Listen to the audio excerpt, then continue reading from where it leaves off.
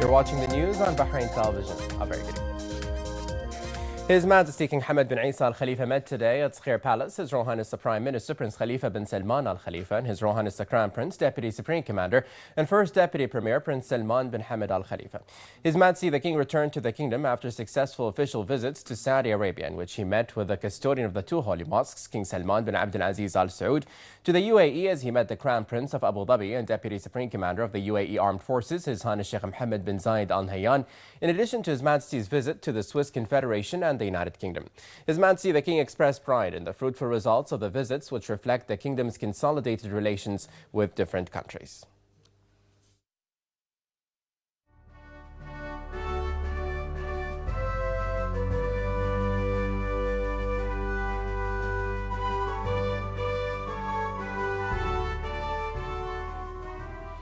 The Deputy of His Majesty the King and Crown Prince, His Royal Highness Prince Salman bin Hamad Al Khalifa, met at Ghlabia Palace today with His Royal Highness the Prime Minister Prince Khalifa bin Salman Al Khalifa. The meeting discussed international economic developments and ways of dealing with them to preserve the steady development of the national economy. The Royal Highnesses affirmed that economic updates and security threats in the region and the world impose major challenges on the development of countries, which can only be dealt with through effective governmental strategies and initiatives. They expressed optimism in the active movement in the various economic sectors in the kingdom and the ongoing development and completing developmental projects that meet the demands of the people and meet their basic needs.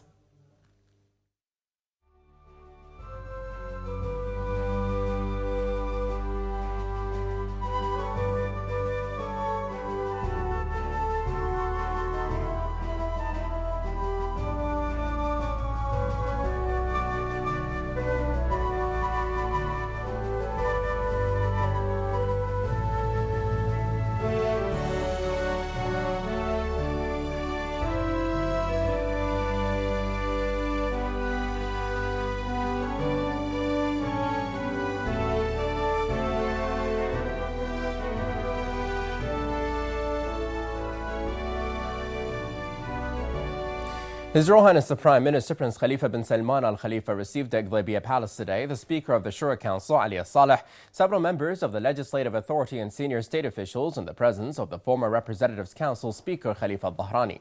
His Royal Highness confirmed the government's transparency in dealing with all issues, affirming its keenness to upgrade the living standards of the people and preserve the gains that have been made thanks to the cooperation between the legislative and executive authorities. He commended the role of MPs in conveying the people's needs to the legislative authority and their efforts to meet them in accordance to the available resources of the government. The Prime Minister asserted the need for national interest to become the top priority and main goal of all efforts in order to ensure a better life for the people, highlighting the high morale of the Bahraini people while handling different challenges. He confirmed the government's keenness to enhance cooperation and coordination with the legislative authority in service of the best interests of the country and its people. He asserted the importance of preserving the achievements that have been made by exerting more efforts to reinforce national development in the economic and social fields. His Royal Highness expressed confidence in the communication and cohesion values of the people that support Bahrain's progress and prosperity, asserting the importance of preserving and strengthening national unity in the face of present and future regional challenges.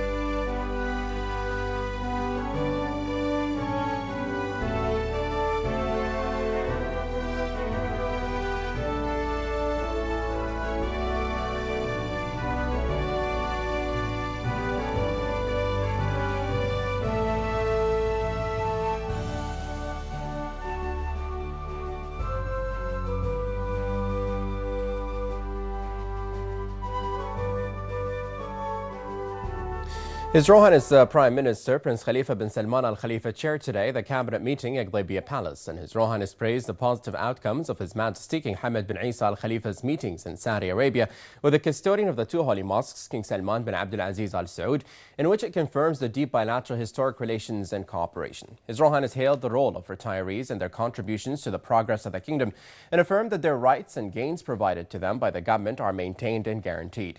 He called for more efforts to provide options that contribute to the sustainability of the pension fund and increase their time period. His Royal Highness the Prime Minister then directed the Minister of Labour and Social Development to support and enhance the role of colleges and training institutions in order to train people who are looking for a job and qualify them to find a suitable job. He also directed the Ministry of Works, Municipalities Affairs and Urban Planning and the Ministry of Housing to inspect the site of Al Bahrain regarding housing and waste clearance. His Royal Highness then looked into the infrastructure and development projects in Bahrain City, stressing the need to complete all delayed projects, including the new Central Market and Bahrain Souk parkings. His Royal Highness also called the Ministry of Sports and Youth Affairs to direct the clubs to support the youth and sports movement. The cabinet then expressed deep condolences to the Egyptian President Abdel Fattah al-Sisi and to the people of Egypt following the crash of an Egyptian plane, affirming Bahrain's continuous solid stances towards Egypt. The Cabinet approved a recommendation by the Coordinating Committee led by His Royal Highness Crown Prince regarding the development of two types of visas and increase another visa validity. The Cabinet approved the development of one-time visa issued electronically in exchange of 5 Bahraini dinars that allow its holder to stay in the country for 2 weeks. Another multiple entry visa would be developed and issued electronically that would allow its holder to stay for 90 days in exchange for 85 Bahraini dinars. The Cabinet has approved increasing the duration of stay from 2 weeks to a month to the holders of multiple entry visas that are usable for 3 months. The Cabinet approved a report that shows Bahrain's commitment to the United Nations Convention Against Corruption.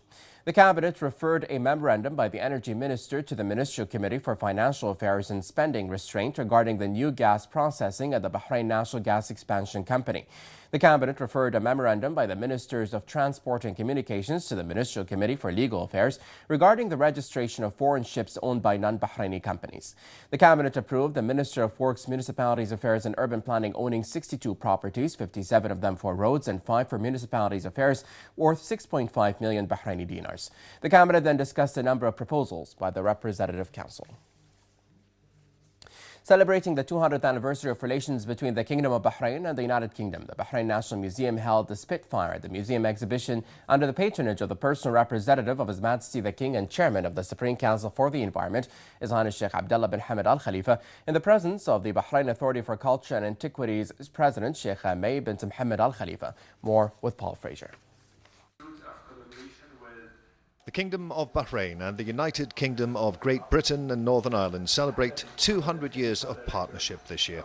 As part of that celebration, Bahrain National Museum, BAE Systems and the UK Royal Air Force Museum Hendon are highlighting the historic joint cooperation in the field of aviation. The centrepiece to the exhibition is an iconic Second World War aircraft, which embodies the spirit of hope, defiance and freedom. The Supermarine Spitfire. We're delighted to have the Spitfire at the National Museum in Bahrain. We're very proud of showcasing this beautiful airplane. It's under the umbrella of the 200 years of relationships between the United Kingdom and the Kingdom of Bahrain. We are very lucky to have this plane with a huge history between the two countries, showcasing in the temporary gallery space, and of course the aircraft with its history, with its legacy, the history of aviation in Bahrain and the United Kingdoms. So it will highlight a lot of these topics, and I'd like as many people as possible to come and join us. There's a beautiful educational pack that's produced so families and children can come and can have a learning experience out of this exhibition. BAE Systems General Manager for Bahrain, Andy Wilson, explained a little bit more about the aviation links between the UK and Bahrain. Imperial Airways then established Bahrain as the hub in the Gulf area for flights to go through to the Indian subcontinent and beyond, and Imperial Airways started here back in the late 20s, early 30s. Also, at the same time, the Royal Air Force were looking for an area in this region for them to base their operations, and Bahrain offered an ideal solution to both fixed-wing aircraft with wheels, so it could land at Maharak Airport, or seaplanes that could land at just offshore and then taxi into Bahrain. During the Second World War, of course, it was a time of real tension back in Europe that was spreading around the world, and the difficulty back at Europe at the time was having to finance the war effort. Was a very, very hard thing to do in those times, particularly as UK was quite a small little island, and still is. At the time, what they did is the UK went out to its friends around the world to ask for them assistance in funding the war effort, as it was called. So the Gulf states all made a contribution to funding a number of Spitfires, and the funding that was raised was going to cover about 10 or 11 Spitfires, but Bahrain in particular funded 6 aeroplanes. So 6 World War II Spitfires were directly funded by the people of Bahrain. Concorde did make its inaugural flight into Bahrain, on its way through to Singapore and then on over to Australia. And people very often say, why did it pick Bahrain? Well, just building on the story with Gulf Aviation, because Bahrain was the country that established that company. Of course, it then established a passenger terminal, and in those days Bahrain was the first country in the Gulf to have an air-conditioned passenger terminal where people could get off the aircraft, they could use the facilities, they could have a cup of tea, a cup of coffee, and Bahrain was the first country in the Gulf to have an air terminal, and that made it the ideal place for Concorde to stop on its inaugural flight. The exhibition featuring the Second World War's greatest fighter aircraft is on from today until the 23rd of October at Bahrain National Museum. For Bahrain Television, this is Paul Fraser. The president of the National Audit Office, the NAO, President Hassan Khalifa Al-Jalahma, stated that the court had finished its mission of monitoring ministries and governmental bodies' accounts of the financial year 2015.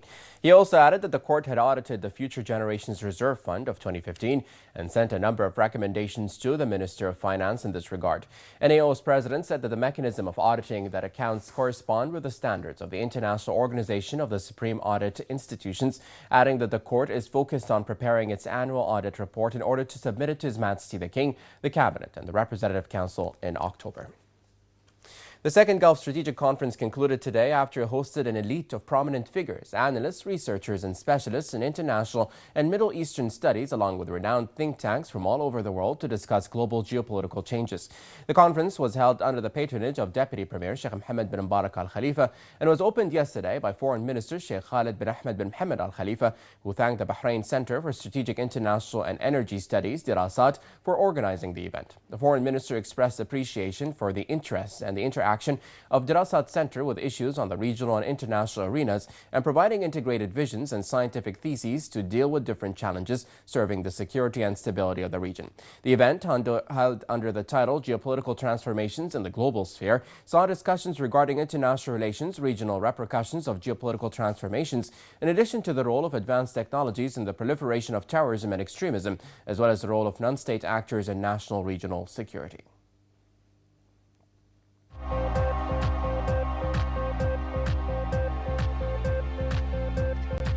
Now we leave you with Mohammed for the latest business news. Thank you, Mohammed.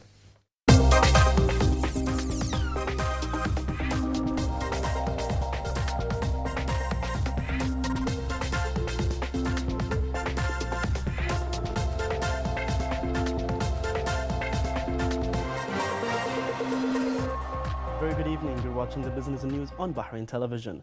Babco has announced today it has formed a strategic joint venture with Green Energy, a large-scale blender of gasoline in UK. Bahrain Gasoline Blending will combine Babco's infrastructure and refinery gasoline production with Green Energy's blending to meet Bahrain's domestic demand for gasoline blend components.